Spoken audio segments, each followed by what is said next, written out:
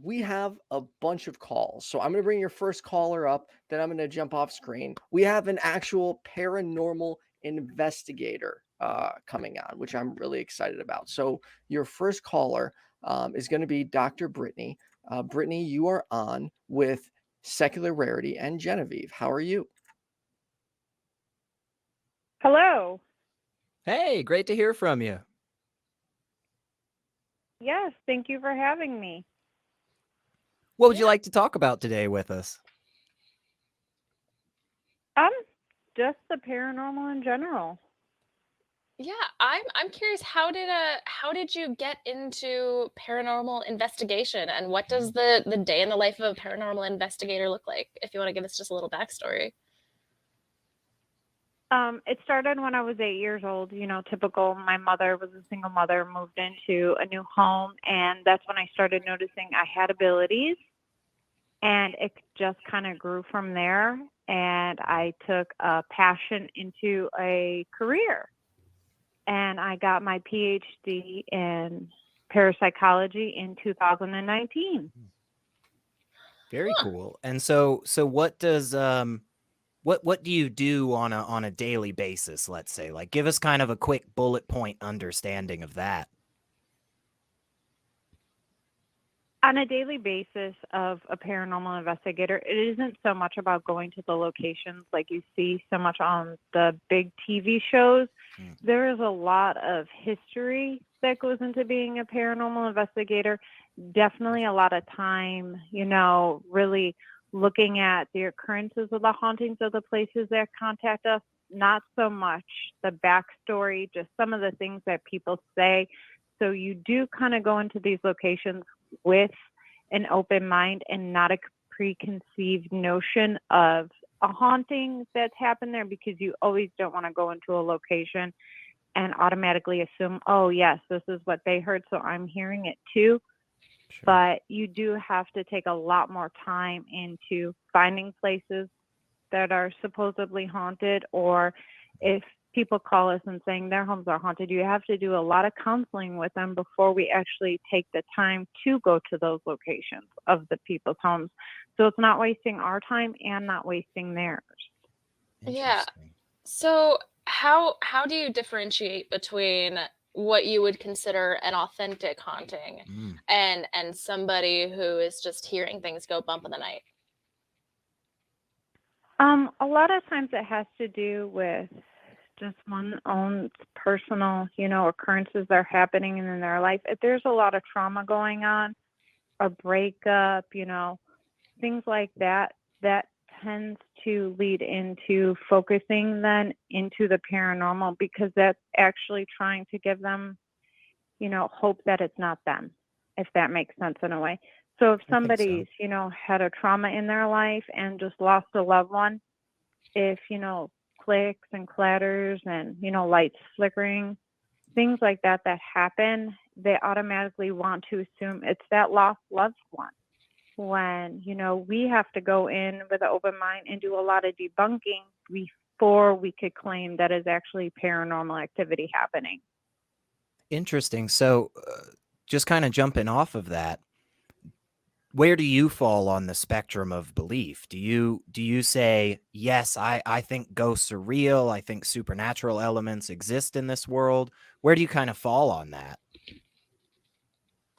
I truly believe in the paranormal and spirits, but we also take a scientific approach to it, because you have to have both a spirituality in this field and scientific evidence, because it has to go along with one's own personal feelings. There are many times where I've gone to locations having claircognizance, which just means clear knowing, but I have to also back that up with scientific approach for the credibility of that. Yeah. I'm glad that you mentioned that, because something that's really sort of the pillar of what makes something scientific is falsifiability. So how would you go about, falsifying what you genuinely believe to be encounters with ghosts or spirits?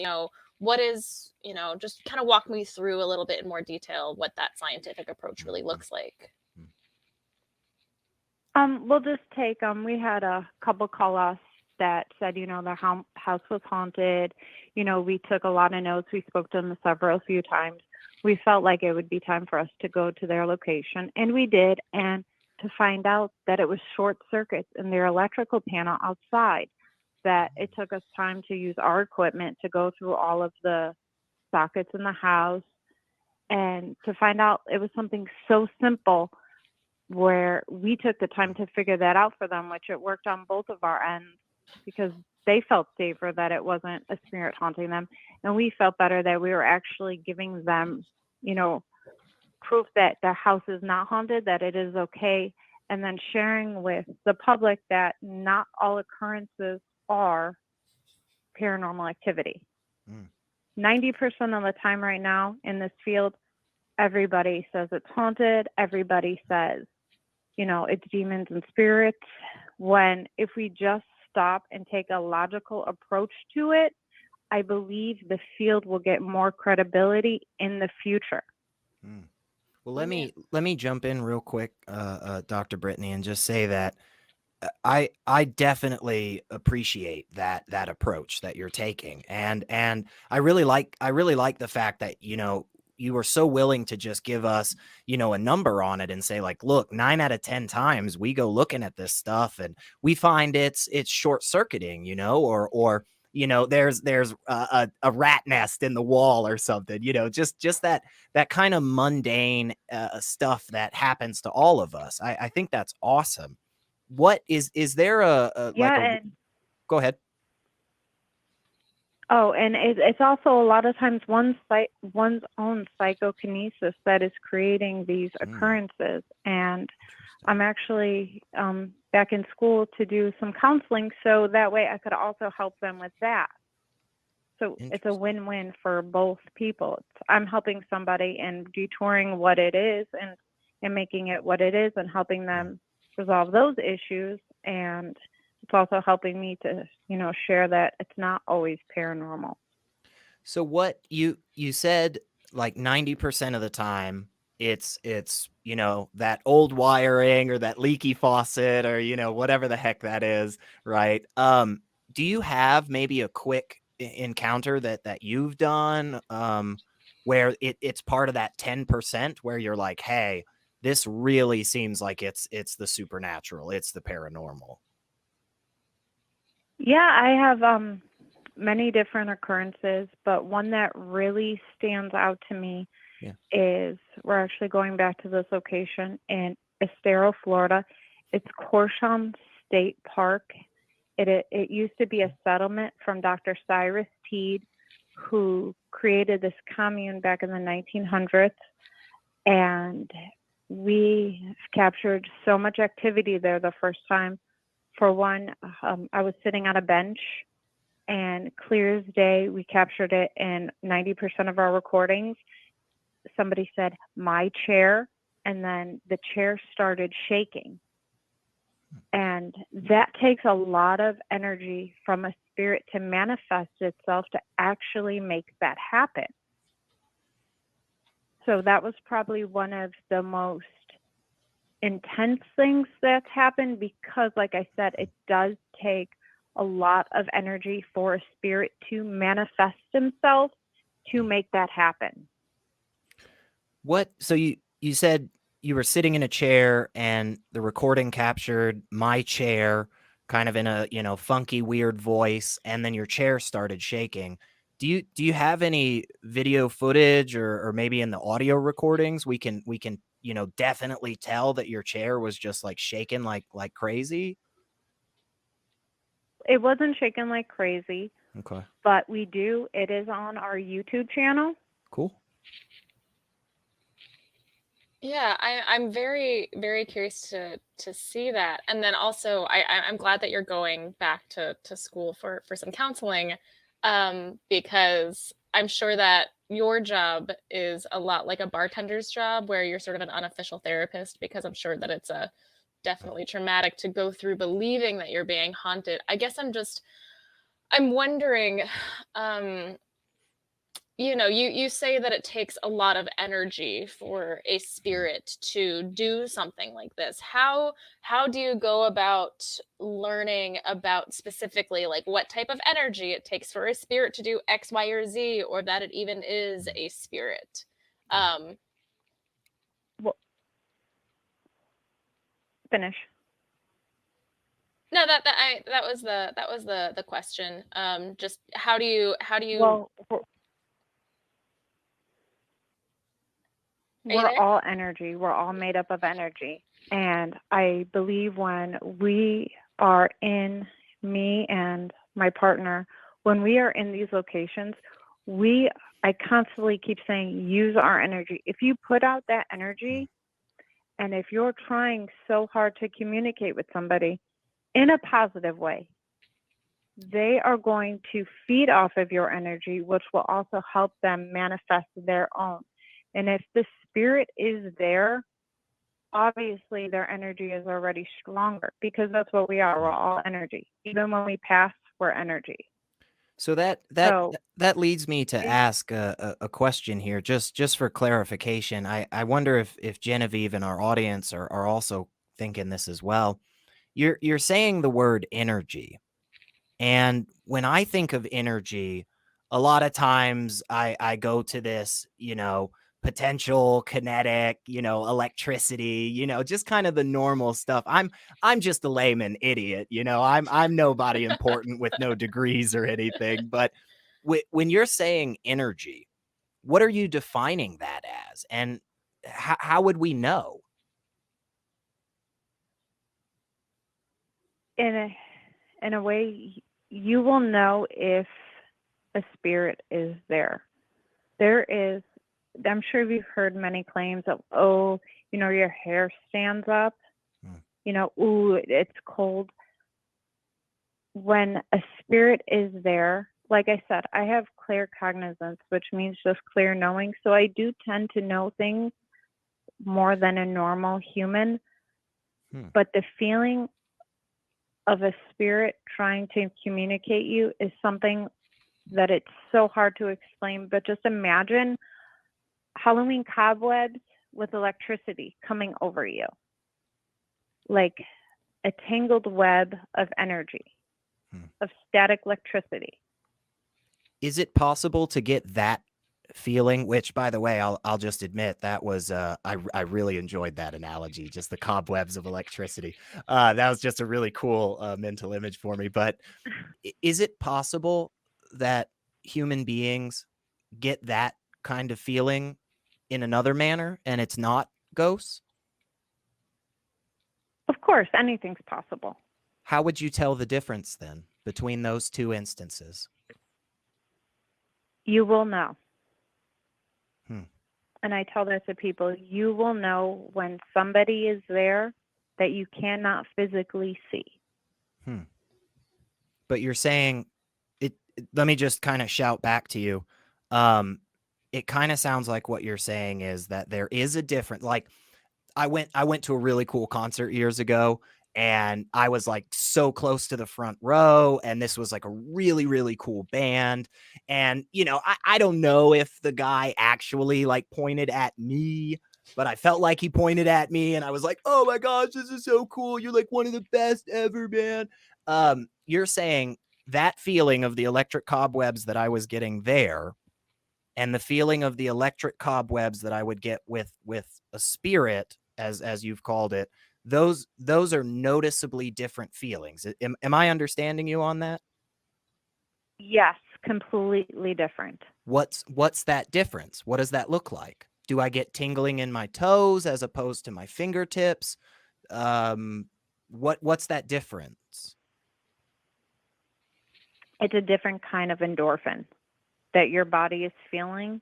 Because I've felt both, believe me, being a music lover and a paranormal investigator. It is one of those feelings that it is so hard, like I said, to describe, but you will know the difference. Okay.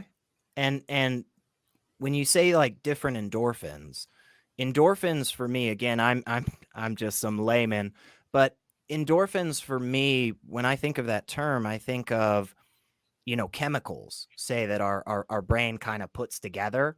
And we know those chemicals. We're pretty knowledgeable on those guys. I think we might even be able to put them in test tubes and stuff. Have we done that? Have we found other endorphins, maybe that are outside of the ones that we already know about, that would give us credence to believe that it's a different feeling, it's a different reaction? Does that make sense? Science, it does. Scientifically, I don't know if we've done that yet. I just use that in my analogy because it's an adrenaline rush. I will also say, for one instance, we were in Indiana at a old infirmary, and having the feeling of somebody rush up and whisper in your ear without them being there automatically put me in tears, not so much of fear, but of this is really happening and that person is not there, yet they're trying to communicate with me. So it put me in a different state to where it was excitement, fear, every emotion you could feel at one time. So your body will know. Interesting. Yeah. For me, again, I just want to kind of point back to what I said earlier, where I really do value the fact that you're very much going into these situations in a manner that seems, careful and seems cautious. And you're willing to, to just right up front admit, hey, look, so many of these times we don't have anything whatsoever. In fact, we have stuff on the opposite side that tells us other things it is, right? I guess for me, the sticking point is I don't know that I'm convinced that last 10% is something we should put in a different category. It sounds to me almost as if what's going on here is some of those crazy, wacky things that happen to all of us in this wonderful world, and we just don't have a clear-cut answer. And I guess for me, it's very valuable, I think, that we continue to investigate this type of stuff. But I want to know, what do you think if we could get like some hardcore, solid, check the box, no questioning proof of it? What do you think that would look like for those 10% of times where it is the supernatural? Well, we've captured videos, EVPs, and that's why I'm trying our hardest in the scientific aspect to document it scientifically to have 100% credibility, because science is credible. Very cool. Very cool. Well, it sounded like earlier you have a YouTube channel where you've got some of this really cool stuff on. And before we let you go and we hop on to some other callers, which Dr. Brittany, thank you so much for calling us. And please, call us back. This awesome show happens same time, same place, every week. So it's a really fun time, and we love having these conversations. But before we let you go, give us, shout out that YouTube channel, and I'm going to throw it over to Genevieve if she has any thoughts or anything, but shout us that YouTube channel and we'll let Genevieve wrap us up. Yeah, I mean, Awesome. Check us out, Sarasota Paranormal. Cool. Facebook, Sarasota Paranormal Investigative Science. You could also check out our website, spisparanormal.com. Cool.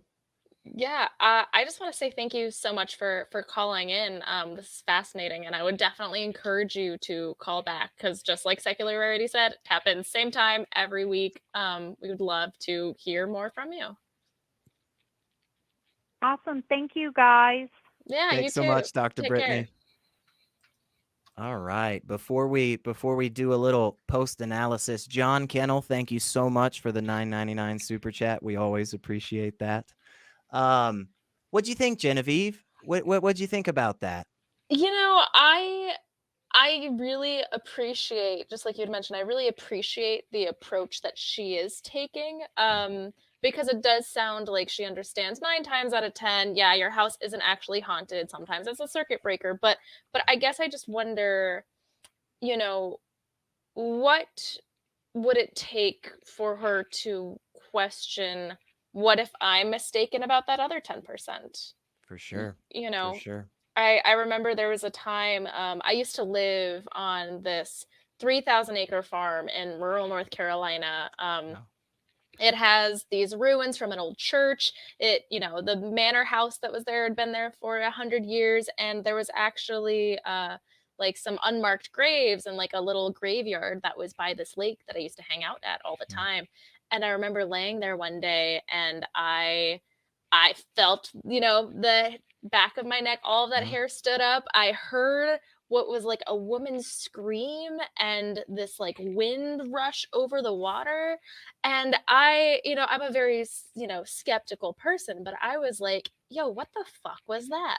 Um, and then I and then it's interesting because, and it's creepy too, because a lot of the graves are from children that died like in the late Sure. 1800s.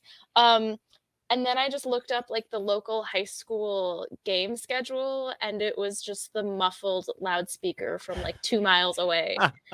So, Yeah. there are no Yeah. circuit breakers there to check, but Right. if you look, I think there's always going to be some sort of evidence that you might just not have found. Yeah. And Um, I forget this scientist's name, but there's a story about a scientist who he got a new lab and he went to go investigate some stuff and do some of that crazy science. And he started noticing after like 2 or 3 days of being in this new lab, he had this horrible feeling. He just always felt so tense and angry, and he was just sad, and he just didn't know what the heck was going on. And so he stopped his one experiment and started trying to figure out why he was feeling like that. And he came to find out there was a weird fan in the back of the lab that was running at such a frequency that he couldn't hear it audibly, but the sound waves were still coming into his eardrum and affecting him and causing him to feel nauseous. The moment he turned that fan off, much better. And it's those types of instances, that I think we got to be more careful, and we just have to be willing to throw our hands up and say, hey, I don't know. I yeah. don't know. Yeah. Uh,